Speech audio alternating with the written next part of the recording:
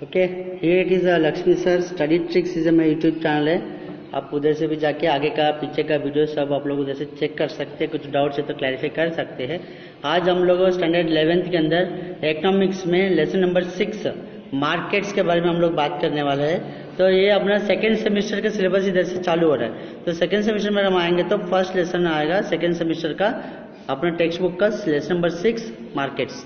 उसके अंदर आज हम लोग जो है meaning, characteristics of markets, classification of markets के बारे में हम लोग इसके अंदर बात करने वाले हैं।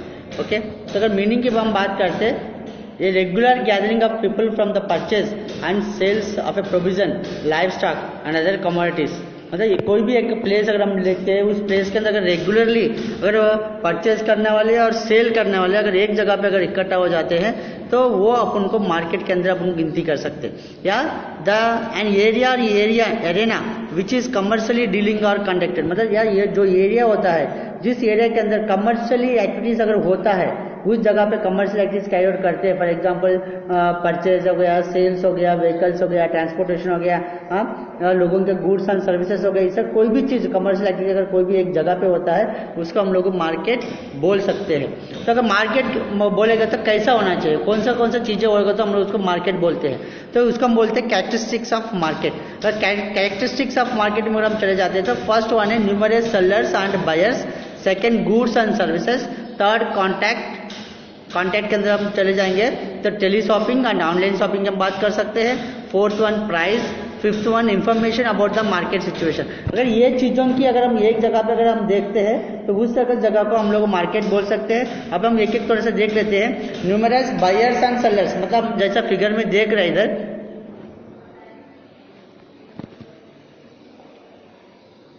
जैसा अगर हम फिगर में देख रहे हैं इधर, मार्केट के जो है न्यूमरस सेलर्स एंड बायर्स, मतलब बहुत सारे लोग जो है बेचने वाले लोग होंगे और बहुत सारे लोग जो है खरीदने वाले होंगे। मतलब एक जगह पे आप ये पिक्चर में भी देख सकते हैं, कई लोग बेच रहे हैं, अपना अपना सामान बेच रहे हैं और कई लोग इधर आके खरीद रहे हैं और खरीद के जा भी रहे और आ भी रहे, जा रहे आ रहा है। इस तरह का जो सिचुएशन, इस तरह का जो सीन होता है, उस सीन को, उस जगह को हम लोग क्या बोलते हैं, मार्केट्स बोलते हैं। तो फर्स्ट कैरेक्टर है number of sellers and buyers will be there in that market, जहाँ एक पर्पसफुल एक्सचेंज उधर होगा अपन को देखने के लिए। Made through them for goods and services is the purpose of purchase and sales. इसका मेन पर्पस क्या है, गुड्स एंड सर्विसेज।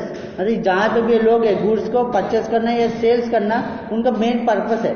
और दूसरा अगर हम बात करें तो process allow the sellers to gain maximum profit. इस जगह पे अगर हम लोग देखेंगे, जो भी सेलर्स रहेंगे, जो भी वस्तु को बेचने वाले रहेंगे, वो अपना ज़्यादा से ज़्यादा प्रॉफिट इधर वो लोग अर्न करेंगे। और जो बाइंग करते हैं, मतलब जो खरीदते हैं, उनका क्या होता है, ज़्यादा से ज़्यादा वो लोग सेटिस्फाई होते हैं। मतलब जो जगह पे बायर का सेटिस्फैक्शन हो सकती है और सेलर का प्रॉफिट हो सकता है, उस जगह को हम लोग मार्केट के रूप में बता सकते हैं। अगर दूसरा अगर कैरेक्टरिस्टिक्स अगर हम बात करते हैं, सर्विसेज एंड गुड्स और गुड्स एंड सर्विसेज, मतलब ये वो जगह है जहाँ पे अपन को हर तरह का गुड्स, हर तरह का सर्विसेज अवेलेबिलिटी होता है और नेसेसरी डिमांड अपन को देखने के लिए मिलेगा।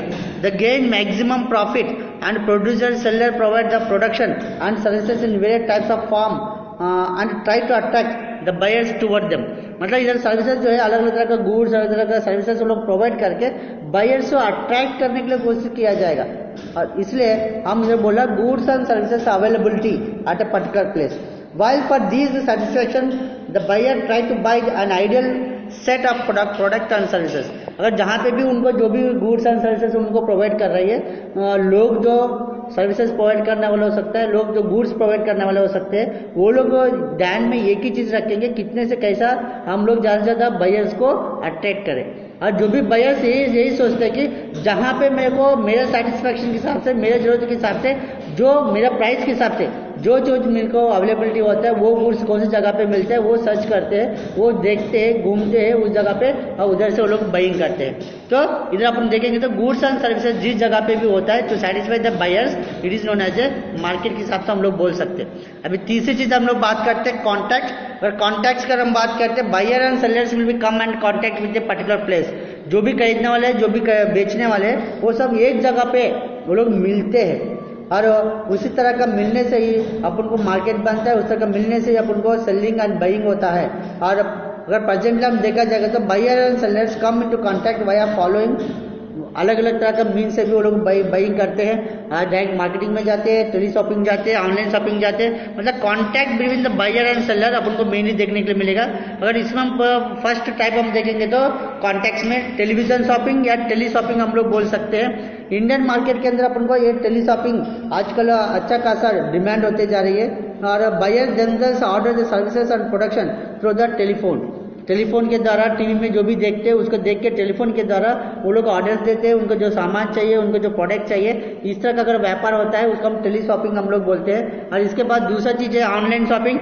ये तो हम लोग मोबाइल के द्वारा, कंप्यूटर्स के द्वारा इस्तेमाल करके हम लोग आजकल कई तरह का सामान हमको ऑनलाइन में हम लोग खरीदते हैं, जैसे अमेजन हो गया, फ्लिपकार्ट हो गया, शॉपक्लूज हो गया, ऐसा कई तरह का ऑनलाइन शॉपिंग सेंटर्स है जिसके माध्यम के द्वारा अगर हम लोग सेलिंग एंड परचेजिंग करते हैं, जिसके माध्यम के द्वारा हमको गुड्स एंड सर्विसेज अवेलेबिलिटी होता है, तो उसको हम लोग ऑनलाइन शॉपिंग बोलते हैं। ऑनलाइन शॉपिंग के लिए अपन घर पे ही रह के हम लोग कर सकते हैं, कई दुकानों में जाके या कई मार्केट में जाके खरीदने की जरूरत नहीं रहता है। इधर से हम लोग ऑनलाइन में ही परचेज कर सकते हैं, अगर चाहे तो ऑनलाइन में ही पेमेंट भी कर सकते हैं। इसके बाद हम दूसरी चीज कैरेक्टर हम बात करते हैं price. At a given time the price of the product और services must be decided in the market. मतलब मार्केट में क्या होता है, एक पर्टिकुलर टाइम में, एक निर्दिष्ट टाइम के अंदर सर्विसेज या प्रोडक्ट का प्राइस डिसाइड किया जाता है, और the price is decided according to the demand. और प्राइस कैसे डिसाइड होता है, हमने पहले भी बात किया था लेसन नंबर 3 और 4 में, डिमांड एंड सप्लाई के द्वारा प्राइस डिसाइड होता है। मतलब कोई भी मार्केट में आप जाते हो तो प्रोडक्ट का डिमांड कितना है, वो प्रोडक्ट का सप्लाई कितना हो रही है, ये दोनों चीज़ों के ऊपर अपन को प्राइस डिपेंड होता है, उसके द्वारा अपन को प्राइस डिसाइड होता है। The price of the product and services depends on the demand made by the buyer and ability of the producer. ये प्राइस जो है demand of the buyer and ability of the producer, ये दोनों के आधार पर अपन को प्राइस डिसाइड किया जाता है। इसके बाद हम पांचवी बात करते तो हम लोग डिफरेंट टाइप ऑफ मार्केट्स के बारे में हम लोग इसके अंदर बात कर सकते हैं। क्लासिफिकेशन ऑफ मार्केट्स हम लोग बात कर सकते हैं इसके अंदर। क्लासिफिकेशन ऑफ मार्केट में हम चले जाते हैं तो मेनली 3 तरह का मार्केट्स अपन को देखने के लिए मिलेगा। जो मार्केट है, मार्केट बेस्ड ऑन लोकेशन है, मार्केट बेस्ड ऑन क्वांटिटी है, मार्केट बेस्ड ऑन कॉम्पिटिशन है। मार्केट बेस्ड ऑन लोकेशन हम देखें तो local market, regional market, national market हम लोग बात कर सकते हैं, और एक इंटरनेशनल मार्केट भी हम लोग इसके अंदर बात कर सकते हैं। और दूसरी जो है मार्केट बेस्ड ऑन क्वांटिटी में होलसेल मार्केट, रिटेल मार्केट हम लोग बात कर सकते हैं, और मार्केट बेस्ड ऑन कंपटीशन में भी अपन को 4 तरह का मार्केट है वो भी हम लोग इसके अंदर बात करने वाले हैं। तो फर्स्ट वन हम बात करते हैं what is a local market, मतलब market based on locality. Clients and customers who will buy a product in regions or area in which it produced, मतलब जो जगह पे वो वस्तु तैयार होती है उसी जगह पे अगर उसका क्लाइंट्स है, उसका कस्टमर अगर मिल जाता है, और उसी को हम लोग लोकल मार्केट बोलते हैं। द लोकल मार्केट में हम देखा जाएगा तो customer located within the region, उसी जगह पे लोग रहते हैं और प्रोड्यूस करने वाला भी उसी जगह पे रहते हैं। तो एक ही जगह पे प्रोड्यूस करने वाले और खरीदने वाले दोनों एक ही जगह पे रहेंगे, तो उस तरह का मार्केट को हम लोग लोकल मार्केट बोलते हैं। इसका हम सेकंड बात किया रीजनल मार्केट, मतलब कोई एक रीजन, एक एरिया को अगर कवर करते हैं, एक market cover a wide area than local market. Local market से भी अगर बड़ा एरिया को अगर कवर करते हैं, फॉर एग्जांपल डिस्ट्रिक्ट हो गया या cluster of few small states हो गया, इस तरह का मार्केट को हम रीजनल मार्केट्स बोलते हैं। वही अगर नेशनल मार्केट अगर हम बात करते हैं, मतलब they demand of a goods is limited one specific country.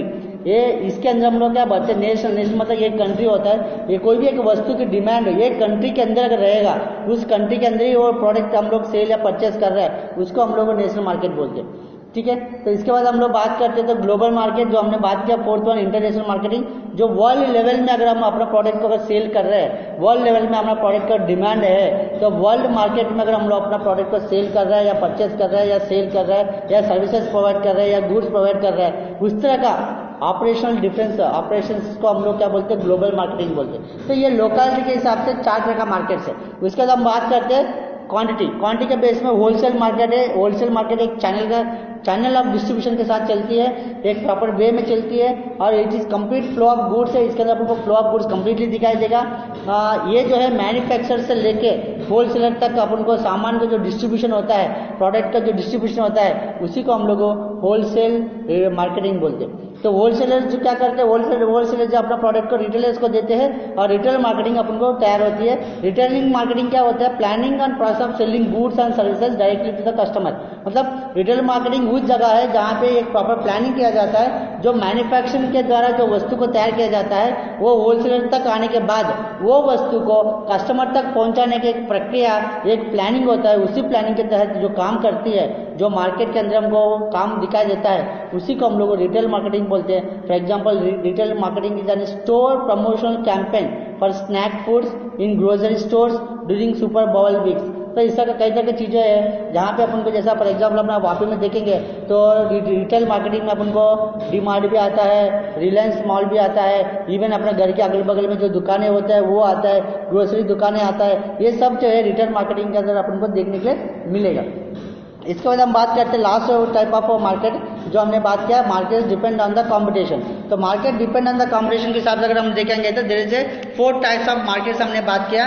एक परफेक्ट कंपटीशन मार्केट है और दूसरा इम्परफेक्ट कंपटीशन है। तो परफेक्ट कंपटीशन से सिंगल मार्केट अपन को देखने के लिए मिलेगा, लेकिन अगर इम्परफेक्ट में अगर हम चले जाते हैं तो 3 चीज अपन को दिखाई दे रही है। एक मोनोपोली कंपटीशन है, एक ओलिगोपोली है, एक मोनोपोली है। तो परफेक्ट जो है एक ही कंपटीशन है परफेक्ट, और ये बाकी जो 3 है ओलिगोपोली, मोनोपोली, मोनोपोलिस्टिक, ये इम्परफेक्ट मार्केट के अंदर अपन को देखने के लिए मिलेगा।